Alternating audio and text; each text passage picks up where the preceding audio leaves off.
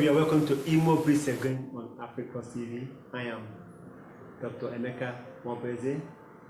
Of course, this is the program where we have our wonderful people where they come to share their great ambitions and plans for our great state, Imo State. And today in the studio with me, I can't let the cat out of the bag.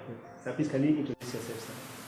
Well, Ndimo, my name is Captain David.C Mbamara, Ochai Kedro. I am from the Kedro clan.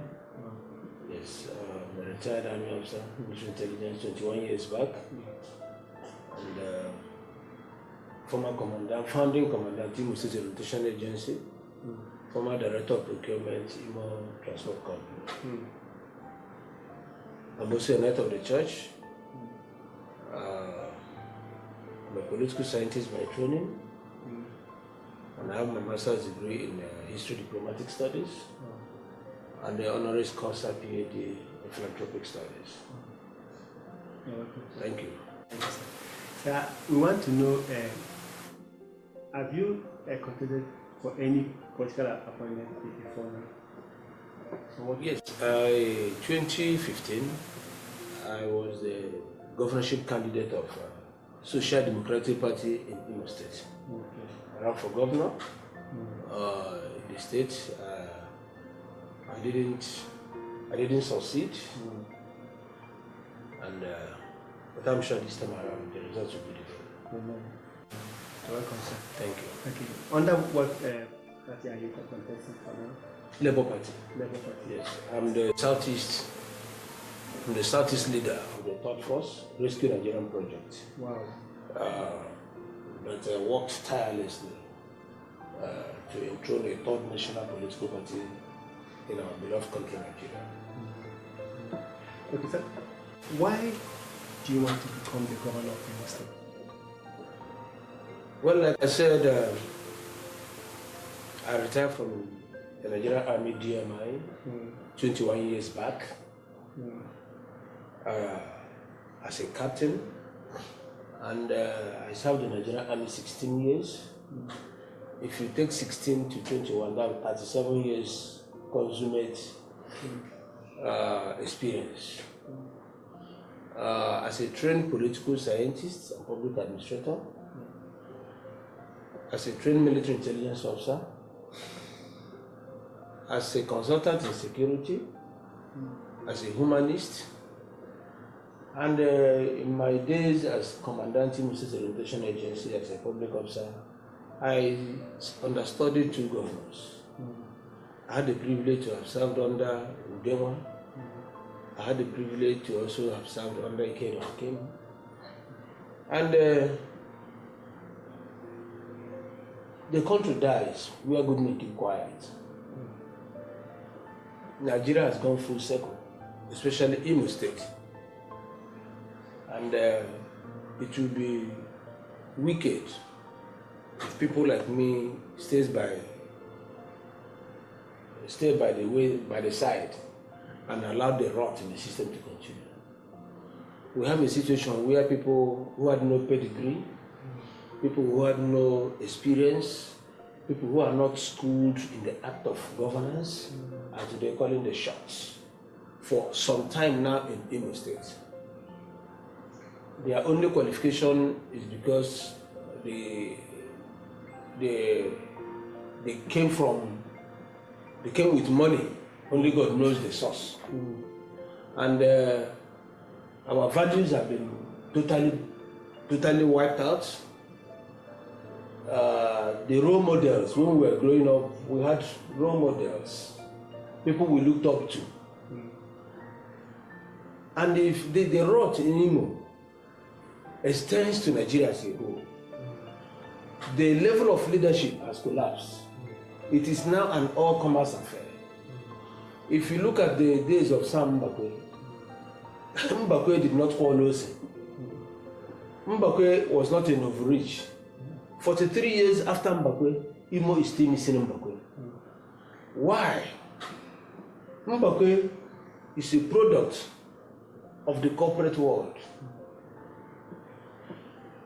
If of all the governors that have ruled Imo State, only 2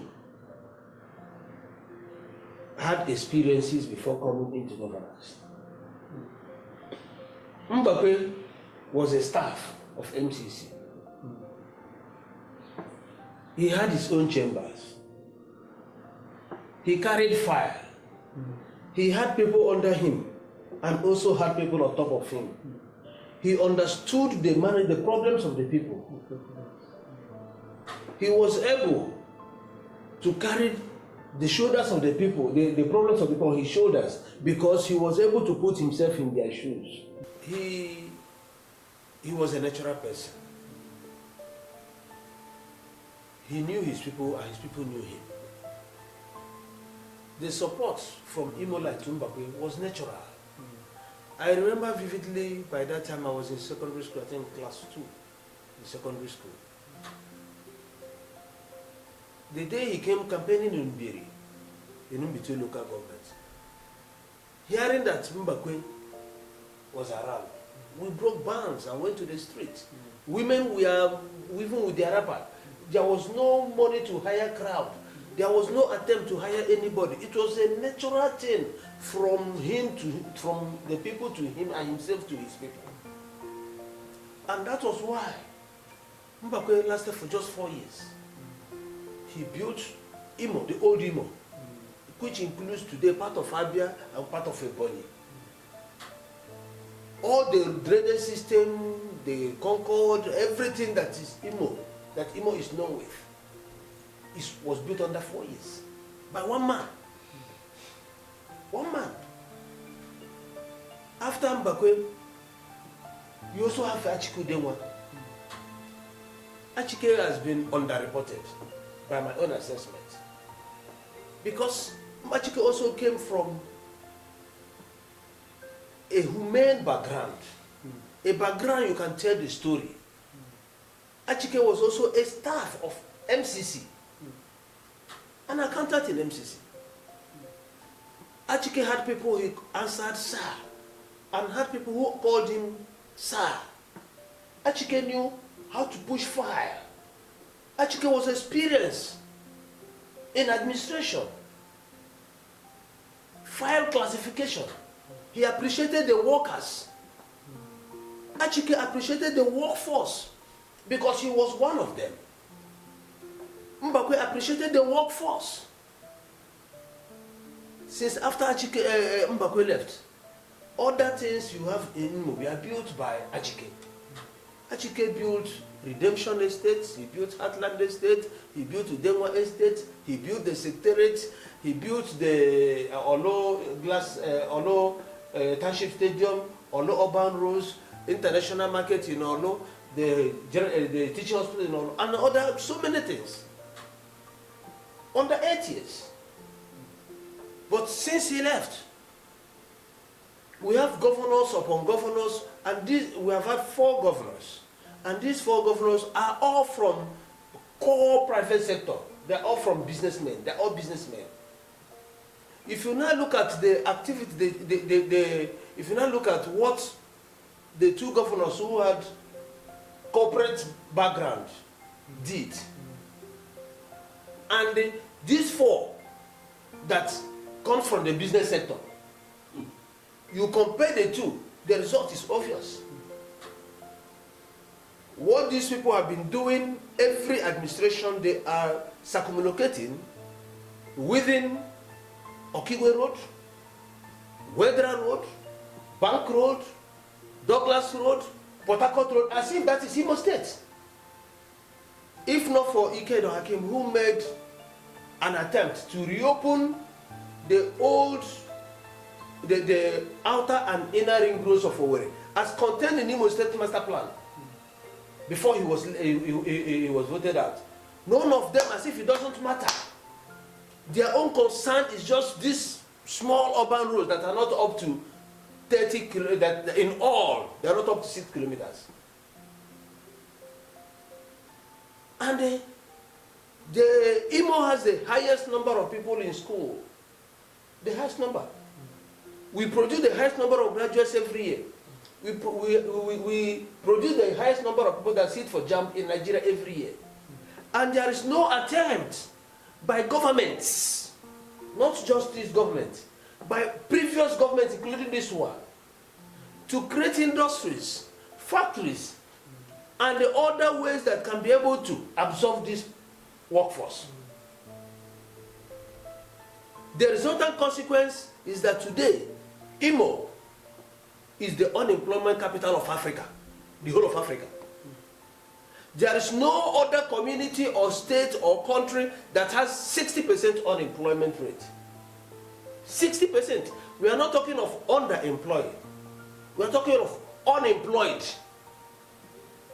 And it is not my statistics, it is according to the Nigerian Bureau of Statistics. And what do you expect? How can you have if Imo is 10 million, it means that 6 million Imolites are unemployed. How do you not expect this army of youth to not to be active?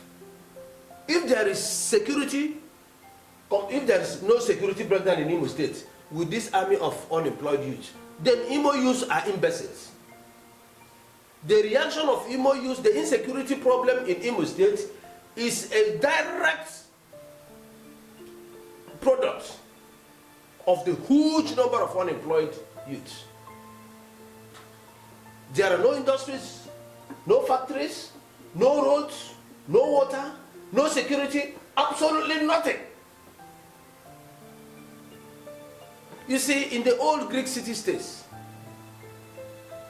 there were separation of work duties. You have the people you call the businessmen, the money men.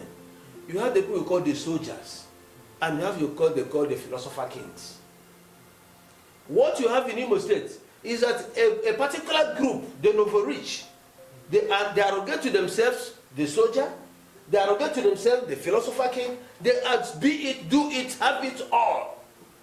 That they now elevated power, which is meant for the development of the people, for the welfare of the people, into a state, into a position of self-aggrandizement, as a tool of,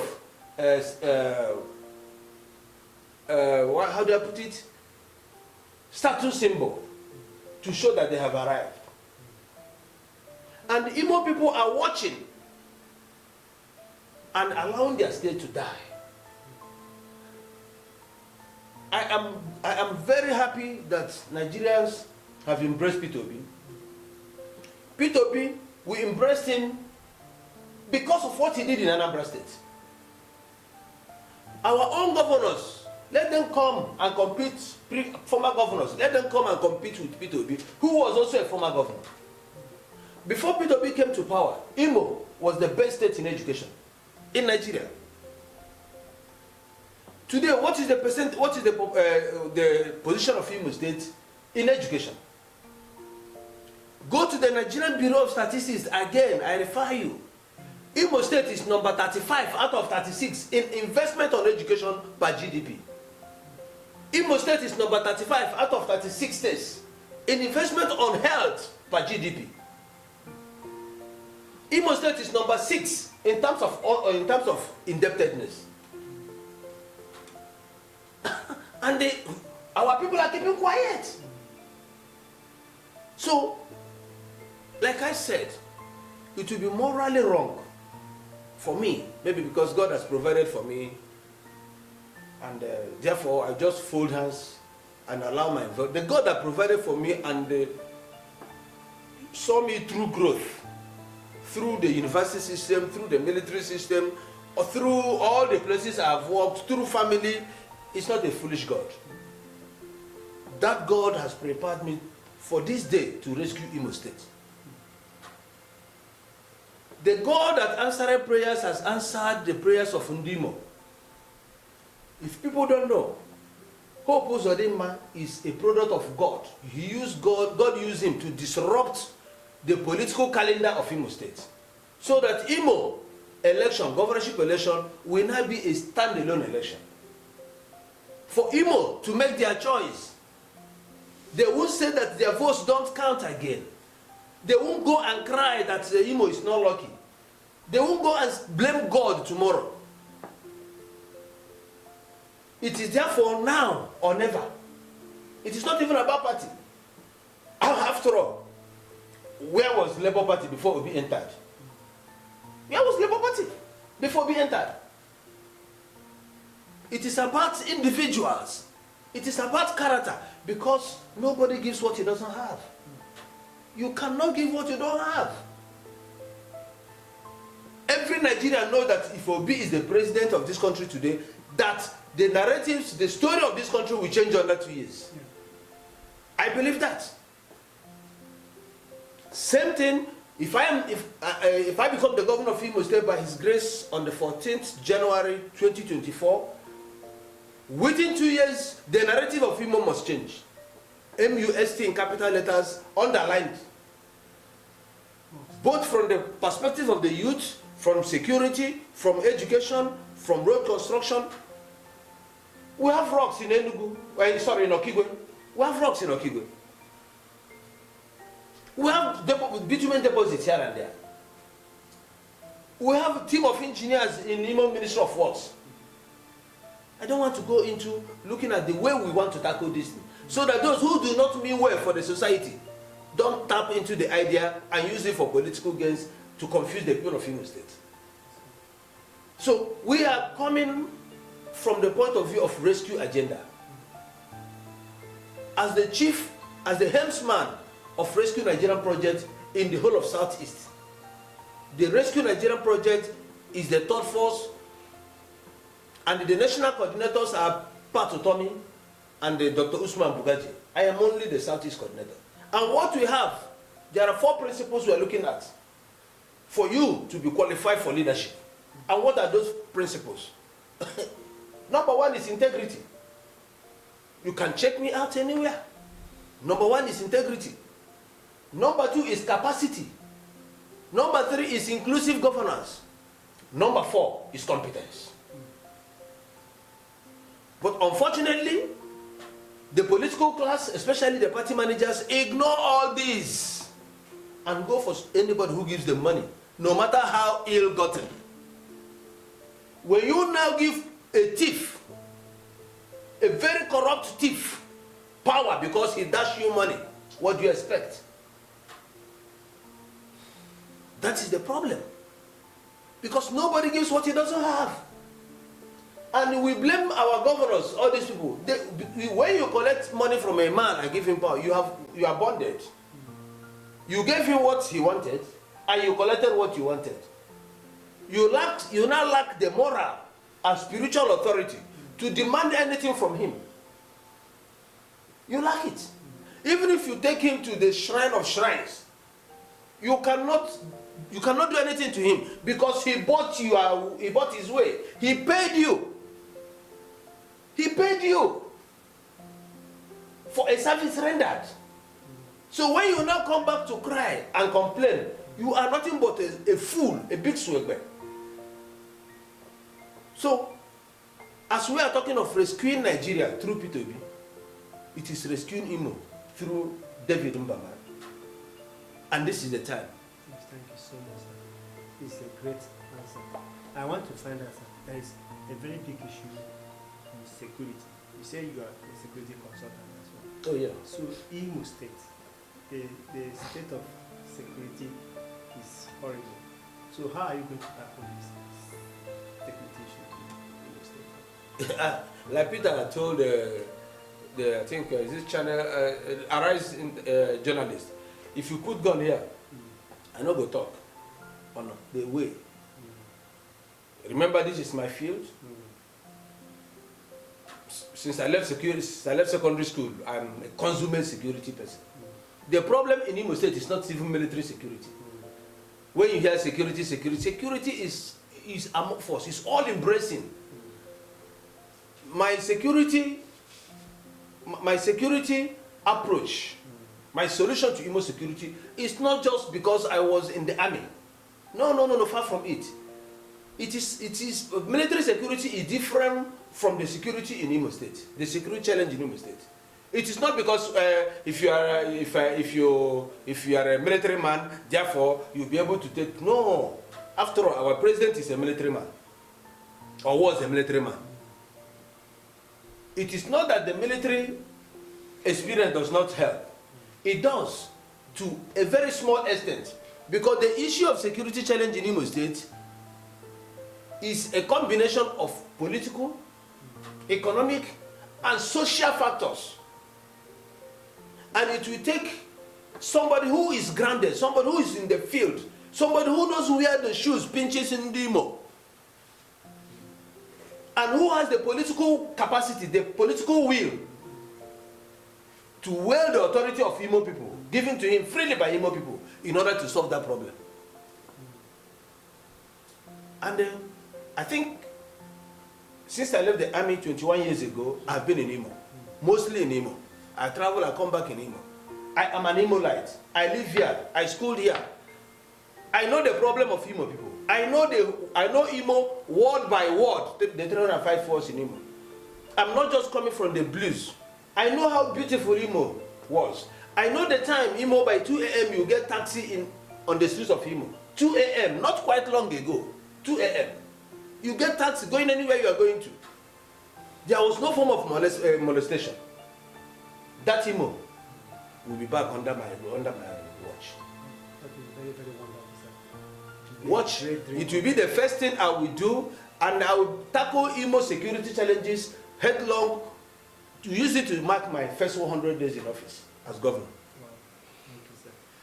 Wow, I'm so excited, sir.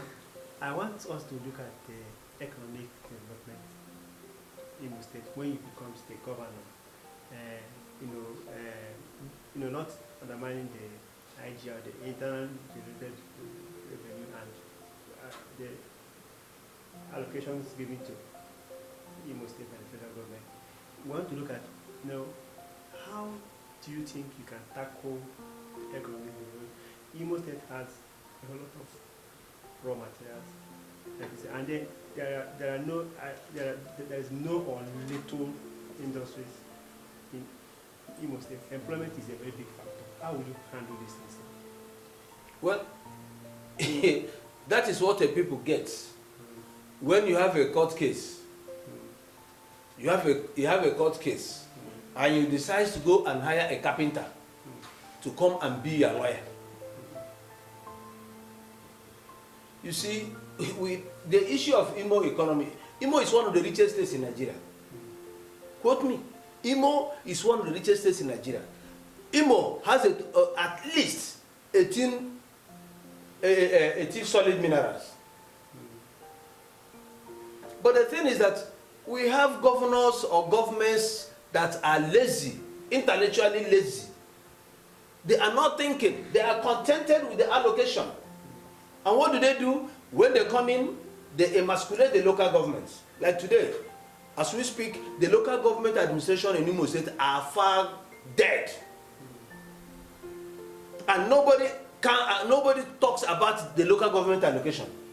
And that tier of government that was meant to drive the development of our local areas, our rural areas, they arrested it. The implication of arresting the local government funds is that money is not in circulation at the local government. And it is part of the problem of security in Imo. You see, security is not treated in isolation. It is an all-embracing thing. It is like a web, a circle. It is cyclic. So, as a security professional and a political scientist, as a very sound mind, as an Imo-lite, you pull all of these things together to give you the society that you want.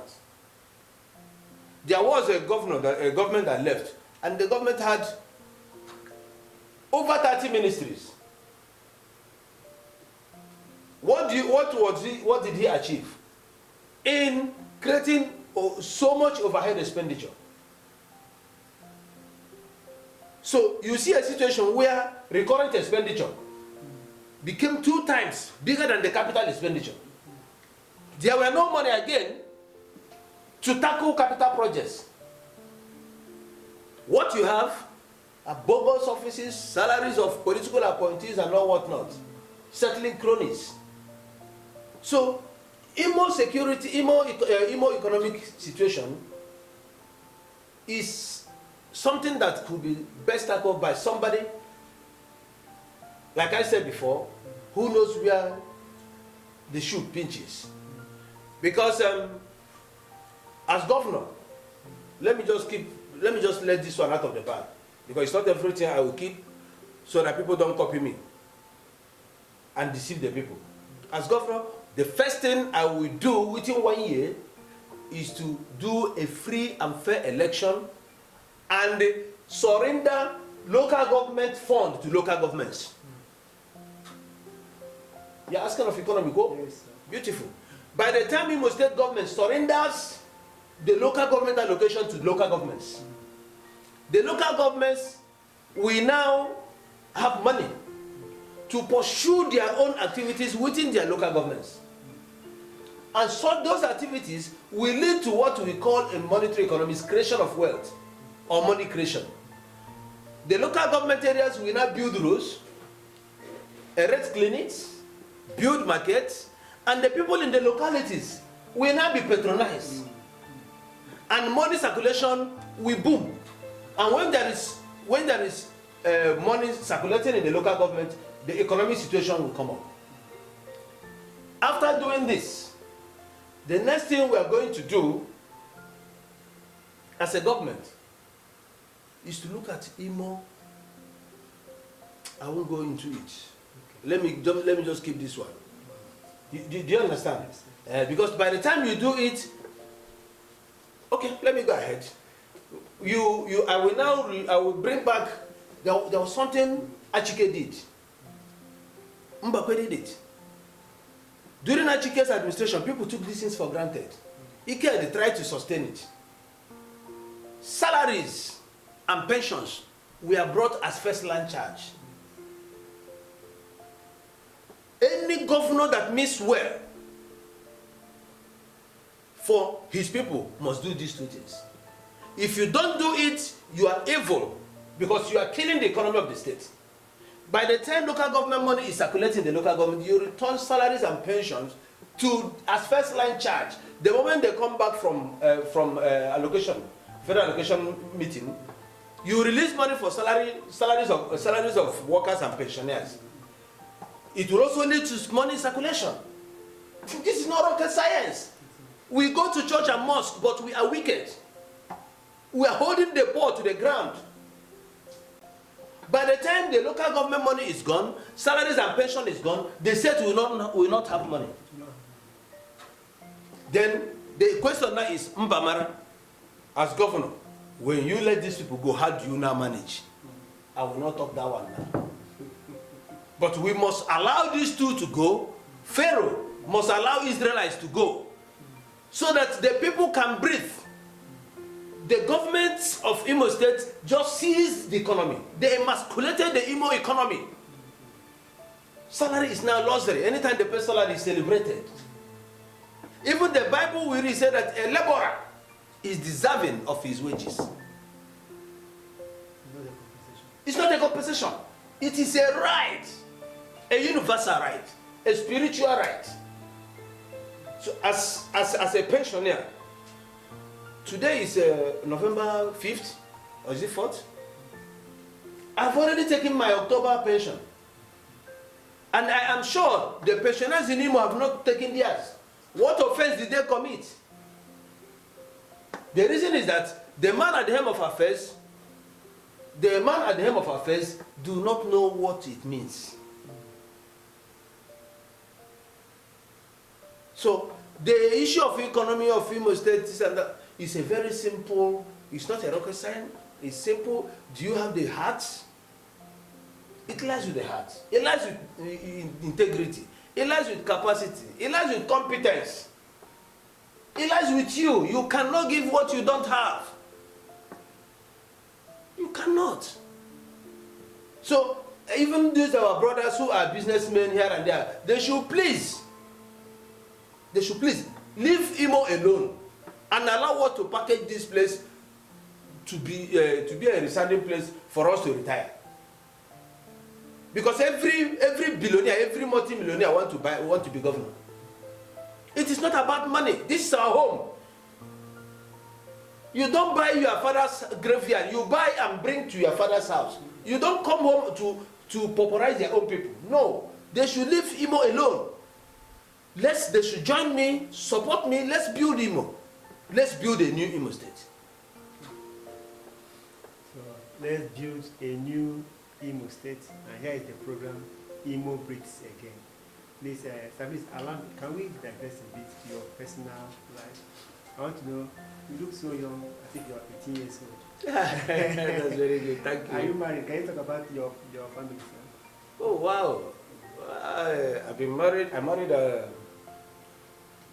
so young. I married in my 20s. I don't have a declaration of age. If you are dealing with me, you come with your declaration of age, I will lose confidence in you. I am carrying my birth certificate. My baptismal card has given to me. I am 58 years old, proudly 58. I'm somebody's father-in-law. I'm somebody's father. I have 4 kids, 2 boys and 2 girls. And by His grace, 3 of them are already graduates. The last one, if not for ASU and the federal government melodrama, would have also graduated. My wife is a lawyer. I have a steady home, a very beautiful home. And she's a very beautiful woman as well. So I run a very closely knitted family. Because if you cannot put your house in order, you can't be able to put the society in order. Because that is great. You're a Christian, I know. But I'm a committed Christian. Wow. I'm a Christian. And, I'm a Knight of St. Christopher. Wow. I'm an Anglican. But my upbringing is Assemblies of God Church heavy. My late mother, may her soul rest in peace, was a church teacher in Assemblies of God. She was a deaconess, and in fact she died preparing to go to church to teach. So when death met her, I'm a beneficiary of the Assemblies of God Sunday school program. In those days, in the 70s, at 44 Royce Road, every Sunday we come, they will teach us in Hebrew. So the next Sunday, when you come back, they will force you to recite the Hebrew of the last Sunday. The last Bible verse wow. of the last Sunday, you recite it.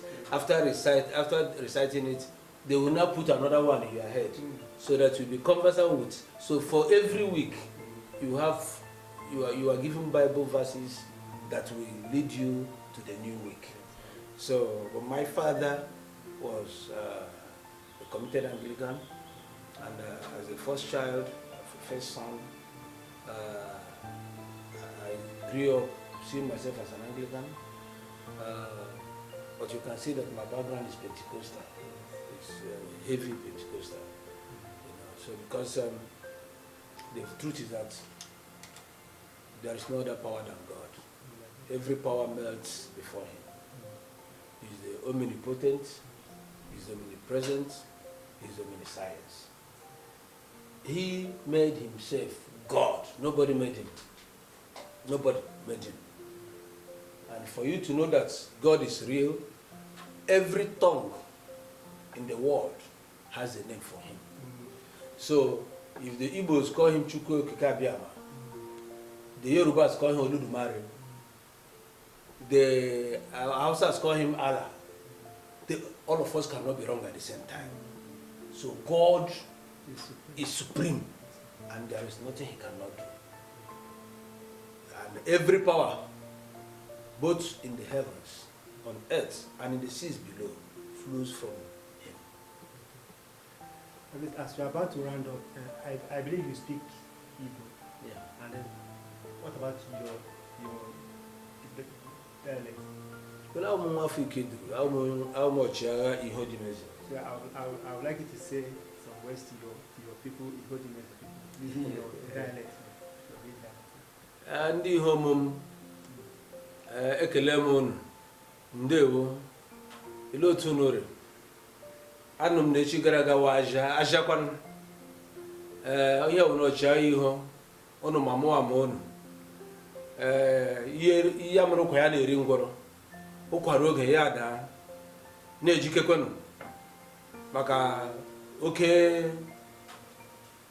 nnama oke anụ lubiri oke mmadụ na-achụ ya ihe oge anyị chụkwa na oke nnama gbabiri ọhịa anyị achụta ya ka Imo ri mma ọzọ ndị iho ndị ike duru mma mmanụ. This is Imo State, and by the special grace of God, becoming the next governor. I think people love you, and I would like you to say a prayer to President Imo, the head Imo. Father, in the name that is above every other name, the name given by God over and above every other name in heavens and on the earth. Father, I thank you for this day. I thank you for Imo State. I thank you for the people of Imo State. Father, as we strive to return Imo State back to your hands, let's release your spirits. Let there be the outpouring of your spirit into the land of Imo State. To you, the land of Imo State, I say, let peace be still.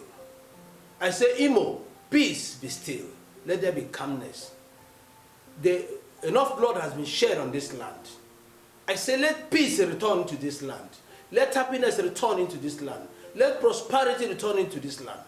Father, I say, as we do this, no weapon of the enemy of any kind shall by any means near us. We commit this state into your hand. We commit Nigeria into your hand. The wickedness of the wicked shall not succeed. Father, release your angels, your archangels, to bind and arrest the problem, the plans, the evil plans of those who want to reduce Nigeria into a wasteland. Father, in the name of Jesus Christ, I reduce and rebuke their powers in the mighty name of Jesus Christ. Amen. Thank you, sir. Please. Thank you so much. You are such an assumptuous person. So loyal. I'm so happy to have you in the studio. Please, I'm so glad. Thank you so much. God bless you. Bless you. Yes, I remain Dr. Emeka Nwabeze. This is the program Imo Breathes Again. Imo shall breathe again. Definitely. Thank you so Definitely. much. So and the time is now. Yes. Bye. Bye.